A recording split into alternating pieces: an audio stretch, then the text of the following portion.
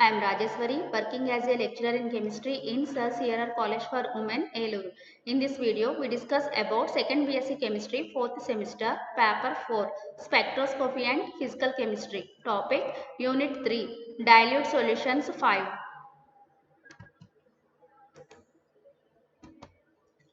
In this video, here the topics discussed are abnormal behavior of solutions, Van 't Hoff factor and degree of association, Van 't Hoff factor and degree of dissociation.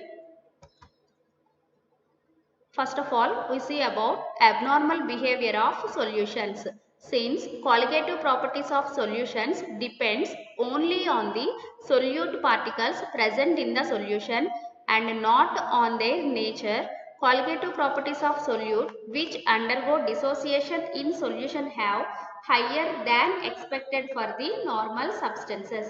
So colligative properties తీసుకుంటే solutions కి అవి దేని మీద depend అయ్యి ఉన్నాయని చెప్తున్నాము, only on the solute particles present in the solution and not on their nature.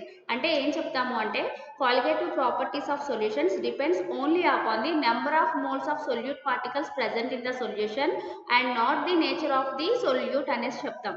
So colligative properties of solute ఏవైతే which undergo dissociation in solution, మనం తీసుకున్న సొల్యూట్ కనుక ఆ సొల్యూషన్లో డిసోసియేషన్ జరిగితే దానికి ఆ colligative ప్రాపర్టీస్ వచ్చి హయ్యర్ ఉంటాయి than expected for the normal substances. Normal సబ్స్టెన్సెస్తో కంపేర్ చేసినప్పుడు colligative ప్రాపర్టీ వాల్యూస్ అనేవి డిసోసియేట్ అయ్యే సొల్యూట్స్కి ఎక్కువగా ఉంటాయి అని చెప్తున్నారు. దానికి ఒక ఎగ్జాంపుల్ తీసుకుంటే ఏంటి అంటే, for example 1 mole of A solute like glucose, cane sugar, urea etcetera when dissolved in 1000 grams of water depresses the freezing point of water by 1.86 degrees. So ఇక్కడ ఎగ్జాంపుల్ కింద ఏం తీసుకుంటున్నాం, మనం 1 mole ఆఫ్ ది సొల్యూట్ తీసుకున్నాం. ఆ solute ఏమవ్వచ్చు అంటే like glucose కానీ, cane sugar కానీ, యూరియా, ఇలా ఏదో ఒక సొల్యూట్ని తీసుకుంటున్నాం. తీసుకుని 1000 grams ఆఫ్ వాటర్లో డిజాల్వ్ చేసుకుంటున్నాం. చేసుకున్నప్పుడు అక్కడ వచ్చే డిప్రెషన్ ఫ్రీజింగ్ పాయింట్ ఎంత ఉంటుంది అంటే వాటర్కి 1.86 degrees ఉంటుంది. However, solution of 1 mole of NaCl or BaCl2 in 1000 grams of water depresses the freezing point of water by 3.72 degrees and 5.58 degrees respectively. Next ఒక సొల్యూషన్ తీసుకుంటున్నాము, దాంట్లో ఏముంటుంది అంటే 1 mole ఆఫ్ NaCl కానీ లేదంటే 1 mole బేరియం క్లోరైడ్ కానీ తీసుకుంటున్నాము. తీసుకుని 1000 grams ఆఫ్ వాటర్లో డిజాల్వ్ చేసుకుంటున్నాం. చేసుకున్నప్పుడు మనకు అక్కడ depression freezing point of water NaCl తీసుకుంటే ఎంత ఉంటుంది అంటే 3.72 degrees ఉంటుంది. ఇంకా నెక్స్ట్ వన్ వచ్చి 5.58 degrees ఉంటుంది అనమాట. అంటే మనకి ఇక్కడ గ్లూకోజ్ కానీ, కేన్ షుగర్ కానీ, యూరియా కానీ తీసుకున్నప్పుడు అవి డిసోసియేట్ అవ్వవు కాబట్టి దానికి డిప్రెషన్ ఫ్రీజింగ్ పాయింట్ ఎంత వచ్చింది అంటే 1.86 degrees వచ్చింది. అదే డిసోసియేట్ అయ్యే సొల్యూట్స్ కనుక తీసుకుంటే లైక్ NaCl కానీ, BaCl2 కానీ, వాటికి డిప్రెషన్ ఫ్రీజింగ్ పాయింట్స్ ఎంత వస్తున్నాయి అని చెప్తున్నారు, 3.72 degrees అండ్ 5.58 degrees. అంటే నార్మల్ నార్మల్ సొల్యూషన్స్తో కంపేర్ చేస్తే మనకి ఇక్కడ డిప్రెషన్ ఫ్రీజింగ్ పాయింట్ వాల్యూ అనేది ఇంక్రీజ్ అవుతుంది అని చెప్తున్నాం. ఎందుకు అంటే ఇక్కడ డిసోసియేషన్ అనేది జరుగుతుంది. NaCl తీసుకున్నప్పుడు NaCl ఎలా డిసోసియేట్ అవుతుంది, మనకి Na+ అయాన్స్, Cl- అయాన్స్ కింద డిసోసియేషన్ జరుగుతుంది. అంటే అక్కడ మనకి నెంబర్ ఆఫ్ అయాన్స్ వచ్చి 2 అయాన్స్ని ప్రొడ్యూస్ చేస్తుంది. అలాగే BaCl2 తీసుకుంటే మనకు అక్కడ Ba+2ను 2Cl- అంటే నెంబర్ ఆఫ్ అయాన్స్ వచ్చి 3 అయాన్స్ కింద డిసోసియేట్ అయిపోతుంది. సో అక్కడ డిసోసియేషన్ని బేస్ చేసుకుని మనకి ఇక్కడ డిప్రెషన్ ఫ్రీజింగ్ పాయింట్ వాల్యూస్ అనేవి ఇంక్రీజ్ అవుతూ ఉంటాయి. Further, from the expressions derived for various colligative properties at molecular weight of solute, it is evident that molecular weight of a solute is indirectly proportional to the colligative property. ఇంకా మనం previous derive చేసుకునే expressions నుంచి ఏం తెలుస్తుంది అంటే colligative properties ఇంకా molecular weight of solutes నుంచి ఏం తెలుస్తుంది అంటే మాలిక్యులర్ వెయిట్ ఆఫ్ సొల్యూట్ అనేది మనకి colligative ప్రాపర్టీకి ఇన్వర్స్లీ ప్రపోర్షనల్ లేదా ఇండైరెక్ట్లీ ప్రపోర్షనల్ అనేసి చెప్తాం. సో ఎట్లా రిప్రజెంట్ చేయొచ్చు అంటే M is proportional to 1 by colligative property. The observed molecular weight of such substances which dissociate in solution is always found to be less than the real molecular weight calculated from the formula of the substance. So అలా dissociated substances ఉన్న solutions తీసుకున్నప్పుడు వాటి యొక్క molecular weight, observed molecular weight అనేది ఎప్పుడూ కూడా తక్కువగా ఉంటుందని చెప్తారు than real molecular weight calculated from the formula of the substance. ఫార్ములా నుంచి క్యాలిక్యులేట్ చేసిన దానికన్నా మనకి డిసోసియేట్ అయ్యే సొల్యూట్ ఉన్న సొల్యూషన్స్కి తీసుకున్నప్పుడు అబ్జర్వ్డ్ మాలిక్యులర్ వెయిట్ వాల్యూ అనేది తక్కువగా ఉంటుంది అనేసి చెప్తున్నారు. The substances which associate when dissolved in a particular solvent have higher molecular weight than real molecular weight calculated from the formula of the substance. Dissociated molecules తీసుకున్నప్పుడు మనకి observed molecular wait value అనేది decrease అవుతుంది అనేసి చెప్తున్నాం, లెస్గా ఉంటుంది దాని compared to formula wait అని చెప్తున్నాం. అదే అసోసియేటెడ్ మాలిక్యూల్స్ తీసుకున్నప్పుడు ఏమవుతుంది అంటే మాలిక్యులర్ వెయిట్స్ తీసుకున్నప్పుడు అబ్జర్వ్డ్ మాలిక్యులర్ వెయిట్స్ వచ్చి హైగా ఉంటాయి than compare to real molecular weight of the substances calculated from the formula of the substance. So అక్కడ డిసోసియేషన్ జరుగుతుంది కాబట్టి మాలిక్యులర్ వెయిట్ అనేది తక్కువగా ఉంటుంది. అసోసియేషన్ అంటే number of moles associate add on అవుతున్నాయి కాబట్టి ఇక్కడ మాలిక్యులర్ వెయిట్ వచ్చేసరికి ఇంక్రీజ్ అవుతుంది. Next one Van Hoff factor I. So Van Hoff introduced a factor I in the Van Hoff equation. Pi v is equal to RT of osmotic pressure. The modified equation is pi v is equal to IRT. So already మనము Van Hoff equation గురించి study చేసుకున్నాము. అక్కడ osmotic pressure చెప్పుకునేటప్పుడు అక్కడ Van Hoff equation గురించి చెప్పినప్పుడు మనకు అక్కడ ఏంటి వచ్చింది Van Hoff equation for 1 mole of the solution తీసుకున్నప్పుడు అంటే pi v is equal to RT వచ్చింది. సో ఆ రిలేషన్లో మనకి ఇక్కడ ఒక ఫ్యాక్టర్ని ఇంట్రడ్యూస్ చేశారు. ఆ Van Hoff ఫ్యాక్టర్ని ఎలా రిప్రజెంట్ చేసుకుంటున్నాము అంటే I అనే లెటర్ తోటి రిప్రజెంట్ చేస్తున్నాము. సో ఆ Van Hoff ఫ్యాక్టర్ని ఇంట్రడ్యూస్ చేసినప్పుడు మనకు ఆ ఈక్వేషన్ Van Hoff ఈక్వేషన్ ఎలా చేంజ్ అవుతుంది అంటే pi v is equal to IRT. The factor I was defined by the expression. So I ని ఎలా డిఫైన్ చేసుకోవచ్చు అంటే I is equal to observed osmotic pressure by normal osmotic pressure.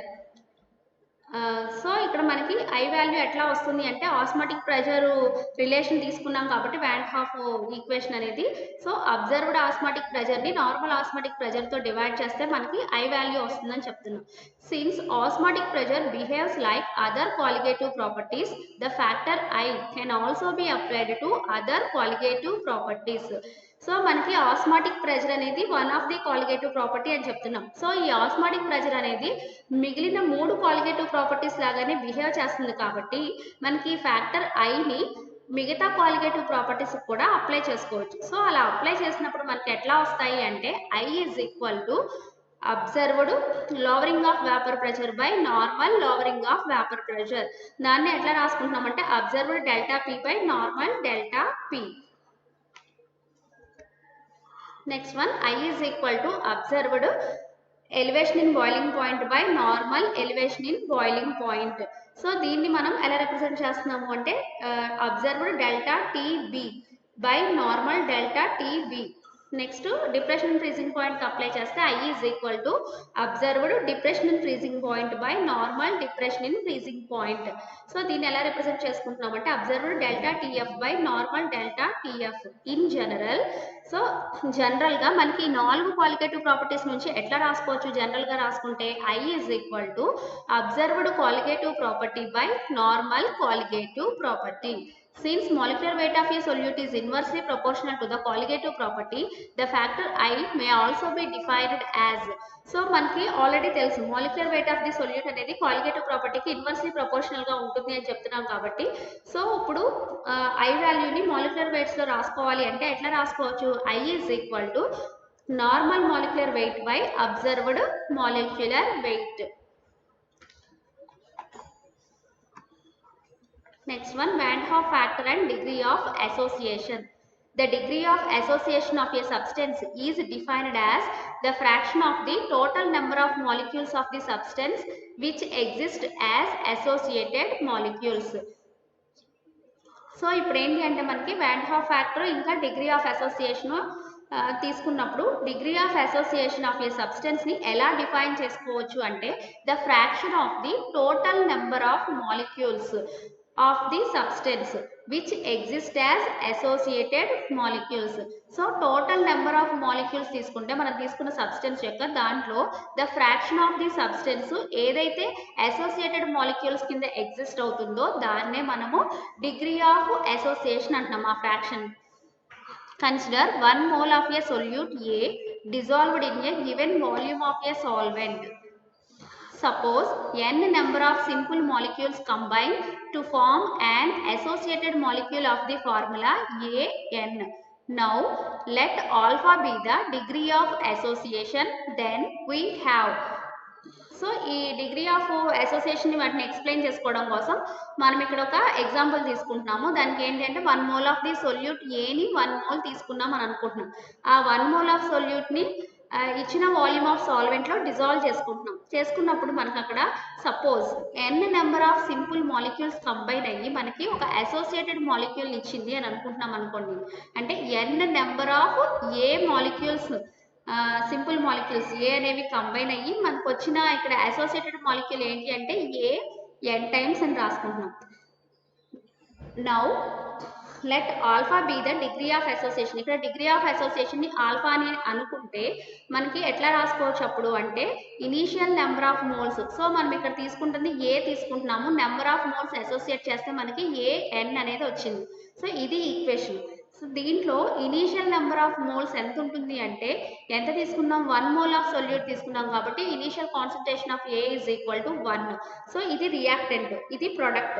So first మనం తీసుకున్నప్పుడు only రియాక్టెంటే ఉంటుంది, ఇంకా product ఏమి ఉండదు కదా, అసోసియేషన్ ఏమీ జరగదు, ప్రొడక్ట్ అనేవి ఏమి ఉండవు. కాబట్టి initial concentration of the products తీసుకున్నప్పుడు మనకి ఇక్కడ 0 అనేసి రాసుకుంటాం. Next number of moles after association. Association జరిగిన తర్వాత నెంబర్ ఆఫ్ మోల్స్ ఎలా వస్తాయి అంటే రియాక్టెంట్ కి తీసుకున్నప్పుడు 1 మైనస్ ఆల్ఫా అని రాసుకుంటాం. ఎందుకని 1 మైనస్ ఆల్ఫా రాసుకుంటున్నాం? ఇక్కడ ఎన్ని నెంబర్ ఆఫ్ మోల్స్ తీసుకున్నాము అంటే 1 తీసుకున్నాం, 1 మోల్ తీసుకున్నాము. దానిలో డిగ్రీ ఆఫ్ అసోసియేషన్ ని ఆల్ఫా అనుకుంటున్నాం కాబట్టి ఎంత ఫ్రాక్షన్ అసోసియేట్ అయిపోయింది అంటే ఆల్ఫా ఫ్రాక్షన్ అసోసియేట్ అయిపోయింది. సో కాబట్టి ఇంకా రిమైనింగ్ ఎంత మిగులుతుంది అంటే 1 మైనస్ ఆల్ఫా ఉంటుంది. ఇంకా అసోసియేషన్ అయిపోయిన తర్వాత కాన్సన్ట్రేషన్ ఆఫ్ ఏ. నెక్స్ట్ అలాగే ప్రొడక్ట్స్ తీసుకున్నప్పుడు అక్కడ ఎట్లా రాసుకుంటాము అంటే డిగ్రీ ఆఫ్ అసోసియేషన్ ఆల్ఫా అనుకుంటున్నాం కాబట్టి ఆల్ఫా బై ఎన్ అనేసి రాస్తాం. ఎన్ అంటే n number of simple molecules associate అయ్యాయి అని మనం అనుకుంటున్నాం కాబట్టి ఆల్ఫా బై ఎన్ అవుతుంది ఇక్కడ. Therefore total number of moles after association is equal to 1 minus alpha plus alpha by n. So total number of moles కావాలి అంటే అసోసియేషన్ అయిపోయిన తర్వాత ఏం చేస్తున్నాము, అక్కడ మనకి వచ్చిన number of moles of reactant product ని యాడ్ ఆన్ చేసుకుంటాం. So 1 minus alpha plus alpha by n. The number of particles if there were no association is equal to 1. Association ఏమి జరగనప్పుడు ఎన్ని నెంబర్ ఆఫ్ పార్టికల్స్ ఉన్నాయి అంటే మనం తీసుకున్న solute లో 1 ఉంది కాబట్టి 1. From definition of want Hoff factor, want Hoff factor నుంచి మనకి ఏం తెలుసు, I is equal to observed colligative property by normal colligative property. Since colligative effect is proportional to the number of particles present, which in turn is directly proportional to the number of moles, the above expression is written as. So ఇక్కడ మనకి Van Hoff factor relation వచ్చి colligative properties లో ఉంది. colligative property తీసుకున్నప్పుడు అది మనకి దేనికి directly proportional అని చెప్తున్నాము, నెంబర్ ఆఫ్ పార్టికల్స్ ప్రెసెంట్ కి డైరెక్ట్లీ ప్రపోర్షనల్ అని చెప్తున్నాం. ఇన్ టర్మ్స్ చెప్పాలి అంటే నెంబర్ ఆఫ్ పార్టికల్స్ అంటే ఎందులో చెప్తాం మనము అంటే number of moles of the solute తీసుకుంటాం ఇక్కడ. సో నెంబర్ ఆఫ్ మోల్స్ కి ప్రపోర్షనల్ గా ఉంటుంది. అప్పుడు మనకి Van't Hoff factor I is equal to observed colligative property by normal colligative property అనేది ఎట్లా రాసుకోవచ్చు అంటే I is equal to 1 minus alpha plus alpha by n. So ఇక్కడ మనము అబ్జర్వ్ చేసిన కొలిగేటివ్ ప్రాపర్టీ అంటే అక్కడ నెంబర్ ఆఫ్ మోల్స్ ఎంత వచ్చాయి మనకి అసోసియేషన్ జరిగిన తర్వాత అది ఇక్కడ అబ్జర్వ్ కొలిగేటివ్ ప్రాపర్టీలో రాసుకుంటున్నాము. That is 1 minus alpha plus alpha by n by 1. ఇదేంటి అంటే మనకి నార్మల్ కొలిగేటివ్ ప్రాపర్టీ దగ్గర అంటే మనకి అసోసియేషన్ ఏమీ జరగనప్పుడు ఎన్ని నెంబర్ ఆఫ్ మోల్స్ ఉన్నాయి అనుకుంటున్నాము 1 కాబట్టి ఆ 1 ఇక్కడ వేసుకుంటున్నాం. దీన్ని that is equal to 1 minus alpha plus alpha by n. or I is equal to 1 minus alpha into 1 minus 1 by n. So ఇక్కడ సింప్లిఫికేషన్ చేస్తున్నాం. ఏం చేస్తున్నామంటే రెండు టర్మ్స్ నుంచి ఆల్ఫా కామన్ తీస్తున్నాం. తీసినప్పుడు ఏంటి అక్కడ ఉంటుంది అంటే 1 మైనస్ 1 మైనస్ అని. దీని ఈక్వేషన్ 1 అనుకుంటున్నాం. Or alpha is equal to 1 minus I by 1 minus 1/n, దీన్ని ఈక్వేషన్ 2 అనుకుంటాం. సో ఇక్కడ నుంచి మనకి ఆల్ఫా వాల్యూని తీసుకొస్తున్నాం. ఆల్ఫా ఈజ్ ఈక్వల్ టు రాసుకోవాలి అంటే ఏం చేస్తున్నాం అంటే మొత్తం ఈ టర్మ్ అంతటిని అటువైపు తీసుకెళ్ళిపోతే ఈ ఐ అనేది ఇటు వస్తుంది, అప్పుడు 1 మైనస్ ఐ అవుతుంది. సో ఇటు ఇంకేమన్నట్టు alpha into 1 minus 1/n is equal to 1 minus I అవుతుంది. అగైన్ ఆల్ఫా మాత్రమే కావాలి కాబట్టి మనకి ఆల్ఫా ఈజ్ ఈక్వల్ టు అంటే అక్కడ ఇంటూ చేస్తున్న ఫ్రాక్షన్ని ఈక్వల్ టు ఎవరికి తీసుకొస్తే ఏమవుతుంది, డివైడెడ్ బై అవుతుంది. కాబట్టి ఆల్ఫా వాల్యూ ఎట్లా వస్తుంది మనకి అంటే 1 minus I by 1 minus 1/n. This is equation 2. Thus, knowing the values of n and alpha, the value of I can be calculated from the equation 1. So మనకి n value alpha value తెలిస్తే I వాల్యూని equation 1 use చేసుకుని ఈజీగా calculate చేసుకోవచ్చు. We also know that I is equal to normal molecular weight by observed molecular weight. Van Hoff ఫ్యాక్టర్ని molecular వెయిట్స్లో రాసుకున్నప్పుడు మనకి ఈ రిలేషన్ వస్తుంది. Thus, knowing the value of I and the value of n, the degree of association can be calculated from equation 2. So I value n value తెలిస్తే మనకి degree of association కూడా calculate చేసుకోవచ్చు by using equation 2. Next one, Van Hoff factor and degree of dissociation. The degree of dissociation of a substance is defined as the fraction of the total number of molecules which dissociate in the solution into simpler molecules or ions. So ఇప్పుడు వరకు association గురించి చూసాం, degree of association. ఇప్పుడు ఏంటి అంటే degree of dissociation చూస్తాం. So degree of dissociation of a సబ్స్టెన్స్ని ఎలా డిఫైన్ చేసుకోవచ్చు అంటే the fraction of the total number of molecules which dissociate in the solution into simpler molecules or ion. Total number of మాలిక్యూల్స్లో ఎంత fraction of the ions, ఎంత fraction of the molecules అనేవి dissociate అవుతాయో simple molecules కింద కానీ లేదా ions కింద కానీ ఆ ఫ్రాక్షన్నే మనము డిగ్రీ ఆఫ్ డిసోసియేషన్ అనేసి చెప్తాము. Suppose 1 mole of an electrolyte gives n number of ions on complete dissociation. Let alpha be the degree of dissociation. Then we have, ఇక్కడ కూడా మనము ఒక ఎగ్జాంపుల్ తీసుకుంటున్నాము. ఏంటి అంటే 1 mole of electrolyte తీసుకున్నప్పుడు అది డిసోసియేట్ అయ్యి మనకి n నెంబర్ ఆఫ్ అయాన్స్ ఇచ్చింది అనేసి అనుకున్నప్పుడు అప్పుడు డిగ్రీ ఆఫ్ డిసోసియేషన్ ఏమవుతుంది ఇక్కడ అంటే ఆల్ఫా అనేసి తీసుకుంటున్నాం. సో ఇప్పుడు దాని నుంచి మనము ఎలా రాసుకోవచ్చు అంటే number of undissociated molecules of the electrolyte is equal to 1 minus alpha.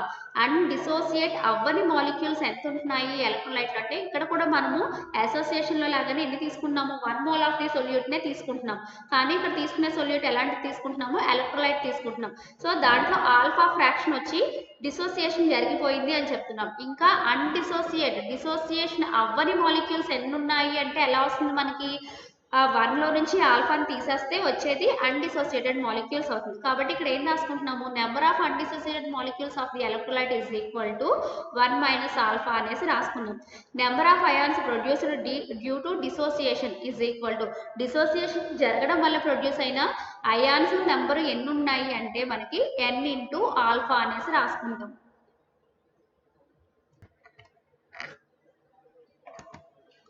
Therefore, total number of particles after dissociation is equal to 1 minus alpha plus n into alpha. So, number of particles dissociation అయిపోయిన తర్వాత total number of particles ఎట్లా వస్తుంది అంటే మనకి 1 minus alpha plus n into alpha. Number of particles under normal conditions, that is when association or dissociation does not takes place is equal to 1. Normal కండిషన్స్లో అంటే association dissociation ఏమీ జరగనప్పుడు ఎన్ని number of particles ఉన్నాయి అంటే 1. Since I is equal to observed colligative property by normal colligative property, since colligative property is proportional to the number of moles, the above expression can be written as. So ఇక్కడ కూడా మనం మళ్ళీ Van Hoff factor తీసుకుంటున్నాము. I is equal to observed colligative property by normal colligative property. ఇంకా మనకి ఏం తెలుసు, colligative property అనేది directly proportional to the number of moles of the solute అని తెలుసు. సో ఆ రిలేషన్ యూజ్ చేసుకుని మనం ఇక్కడ ఈ colligative property ప్లేస్ లో నెంబర్ ఆఫ్ మోల్స్ రాసుకుంటున్నాం. రాస్తే ఎట్లా వస్తుంది, I is equal to 1 minus alpha plus n into alpha by 1. So ఇక్కడ ఏంటి అంటే total number of particles after dissociation వచ్చింది కదా, దాన్ని మనం అబ్జర్వ్ క్వాలిటేటివ్ ప్రాపర్టీ ప్లేస్లో రాసుకుంటున్నాము. ఇంకా నార్మల్ కండిషన్స్లో మనకు అక్కడ నెంబర్ ఆఫ్ మోల్స్ ఎన్ని 1 అనుకుంటున్నాం కాబట్టి బై 1 అని రాసాం. That is equal to 1 minus alpha plus n into alpha. Or దీన్నే సింప్లిఫికేషన్ చేసుకుంటే ఎట్లా రాసుకోవచ్చు అంటే I minus 1 is equal to alpha into n minus 1. ఇక్కడ ఏం చేస్తున్నాం మనము, ఈ రెండిట్లో నుంచి ఆల్ఫా కామన్ తీస్తున్నాం. ఆల్ఫా కామన్ తీసినప్పుడు n మైనస్ 1 వస్తుంది. సో నెక్స్ట్ ఈ 1ని ప్లస్ 1 అటు తీసుకెళ్తున్నాము, I మైనస్ 1 అవుతుంది. Therefore alpha is equal to I minus 1 by n minus 1. దీన్ని ఈక్వేషన్ 3 అనేసి అనుకుంటున్నాం. Where n is the number of ions produced by the complete dissociation of 1 mole of the substance. n అనేది ఏంటి ఇక్కడ అంటే మనకి dissociation జరిగినప్పుడు ప్రొడ్యూస్ అయిన నెంబర్ ఆఫ్ అయాన్స్. ఎప్పుడు అంటే 1 mole of the substance తీసుకున్నప్పుడు. When 1 mole of the substance dissociates into 2 ions as in NaCl, HF, CH3COO, Na, etc. n is equal to 2 and therefore equation 3 becomes.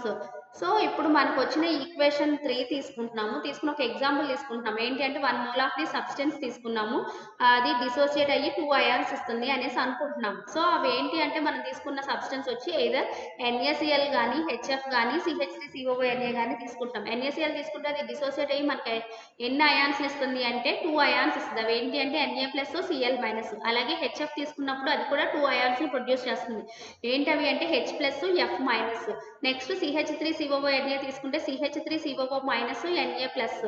ఇట్లా number of ions వచ్చి 2 కాబట్టి మనం n is equal to 2 రాసుకుంటాం. రాసుకున్నప్పుడు equation 3 అనేది ఎట్లా change అవుతుంది అంటే alpha is equal to I minus 1 by 2 minus 1 అంటే 1 అనమాట. That is equal to I minus 1. దీన్ని ఈక్వేషన్ 4 అనుకుంటున్నాం. Similarly, when 1 mole of the substance dissociates to give 3 ions as BaCl2, Na2SO4, etc., n is equal to 3 and therefore equation 3 becomes. So ఇలాగే ఇందాక మనం తీసుకున్నట్టుగానే similar గా ఇంకొక example తీసుకుంటున్నాం. ఏంటి అంటే ఇక్కడ 1 mole ఆఫ్ ది సబ్స్టెన్స్ తీసుకున్నాము, అది ఎన్ని అయాన్స్ ఇస్తుందని తీసుకుంటున్నాం, ఇక్కడ 3 అయాన్స్ ఇచ్చే సబ్స్టెన్సెస్ తీసుకుంటున్నాం. లైక్ BaCl2 తీసుకున్నాం అనుకోండి, అది డిసోసియేట్ అయ్యి మనకి 3 అయాన్స్ ని ప్రొడ్యూస్ చేస్తుంది. ఏంటా 3 అయాన్స్ అంటే Ba+2 plus 2Cl minus ions. So 2 chloride ions, ఒక బేరియం అయాన్స్ అంటే టోటల్ 3 అయాన్స్ ని ప్రొడ్యూస్ చేస్తుంది. అలాగే Na2SO4 తీసుకుంటే 2Na plus plus SO4 2 minus. ఇక్కడ మనకి 3 అయాన్స్ ని ప్రొడ్యూస్ చేస్తుంది కాబట్టి n వాల్యూ ఎంత అవుతుంది, ఇక్కడ 3 అవుతుంది. ఇప్పుడు ఈ వాల్యూని ఈక్వేషన్ 3 లో సబ్స్టిట్యూట్ చేసుకుంటే మనకి ఎట్లా వస్తుంది అంటే alpha is equal to I minus 1 by 3 minus 1. That is equal to I minus 1 by 2. దీన్ని ఈక్వేషన్ 5 అనేసి అనుకుంటున్నాం. Knowing the value of I from qualitative property measurements alpha can be calculated. I value తెలిస్తే qualitative property measurements నుంచి మనకి alpha వాల్యూని calculate చేసుకోవచ్చు.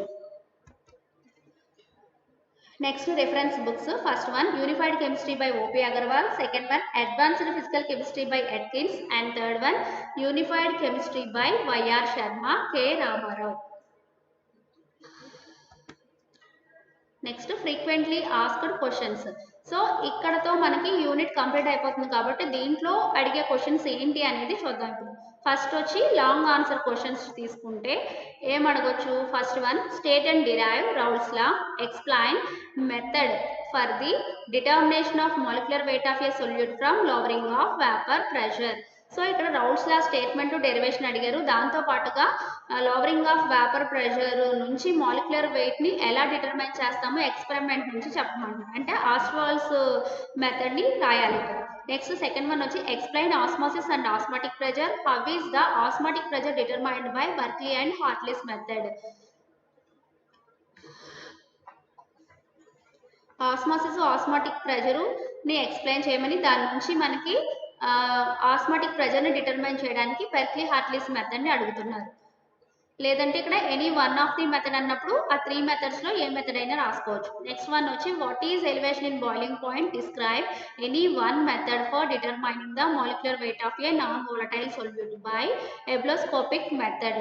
ఇక్కడ ఏంటంటే ఎలివేషన్ ఇన్ బాయిలింగ్ పాయింట్ అంటే ఏంటో అడిగి దాని నుంచి ఏం అడుగుతున్నారు, molecular weight of A solute determination అడుగుతున్నారు బై ఎబ్లోస్కోపిక్ మెథడ్ అనేసి చెప్తున్నాం. అంటే మీకు అక్కడ మాలిక్యులర్ వెయిట్ డిటర్మైన్ చేయడానికి మనము డెరివేషన్ చేసుకున్నాము, ఆ డెరివేషన్ని రాయాలి. Next one of the experiment method కూడా రాయాల్సి ఉంటుంది. ల్యాండ్బర్గర్స్ మెథడ్ కానీ లేదంటే క్వార్టర్స్ మెథడ్ కానీ ఏదో ఒకటి. Next what is mean by molal depression constant, describe a method for determining the molecular weight of a non volatile solute by cryoscopic method. So ఇక్కడ molal depression కాన్స్టెంట్ని ఏంటి అని అడిగి దాని నుంచి మనకి మాలిక్యులర్ వెయిట్ డిటర్మినేషన్ అడుగుతున్నారు. సొల్యూట్ యొక్క molecular వెయిట్ని determine చేయమని బై క్రయోస్కోపిక్ మెథడ్ అంటారు. క్రయోస్కోపిక్ మెథడ్ అంటే సెకండ్ మెథడ్ ఉంది కదా, రాస్ట్ క్యాఫర్ మెథడ్ని యూజ్ చేసి మనం ఇక్కడ మాలిక్యులర్ వెయిట్ ఆఫ్ సొల్యూట్ని డిటర్మైన్ చేయాలి. నెక్స్ట్ ఫిఫ్త్ వన్ వచ్చి what is van't Hoff factor, explain the relationship between van't Hoff factor and degree of dissociation. Van't Hoff factor అంటే ఏంటో రాసి మనకి degree of association van't Hoff ఫ్యాక్టర్కి relation రాయమంటున్నాం. So ఇక్కడ ఎప్పుడు డిగ్రీ ఆఫ్ డిసోసియేషన్ అడగాల్సిన అవసరం లేదు, డిగ్రీ ఆఫ్ అసోసియేషన్ కూడా అడగొచ్చు. నెక్స్ట్ షార్ట్ ఆన్సర్ క్వశ్చన్స్ తీసుకుంటే ఫస్ట్ వన్ వచ్చి state Raoult's law of relative lowering of vapour pressure, give its limitations. So Raoult's లాని అయితే ఎస్ఏ క్వశ్చన్లో వన్ ఆఫ్ ది బిట్ కింద అడుగుతారు, లేదంటే షార్ట్ ఆన్సర్లో కూడా అడుగుతారు. ఇలా అడిగినప్పుడు లిమిటేషన్స్ కూడా రాయాల్సి ఉంటుంది. నెక్స్ట్ సెకండ్ వన్ వచ్చి discuss the van't Hoff theory of dilute solutions and the laws derived from it. Van't Hoff theory రాసి డైల్యూట్ సొల్యూషన్స్కి అందులో ఉండే లాస్ గురించి కూడా రాయాలన్నమాట. Next explain the relationship between osmotic pressure and lowering of vapour pressure. Osmotic ప్రెజర్కి ఇంకా lowering of vapour ప్రెజర్కి మధ్య ఉన్న రిలేషన్ని ఎక్స్ప్లెయిన్ చేయమని అడుగుతున్నారు. Thank you.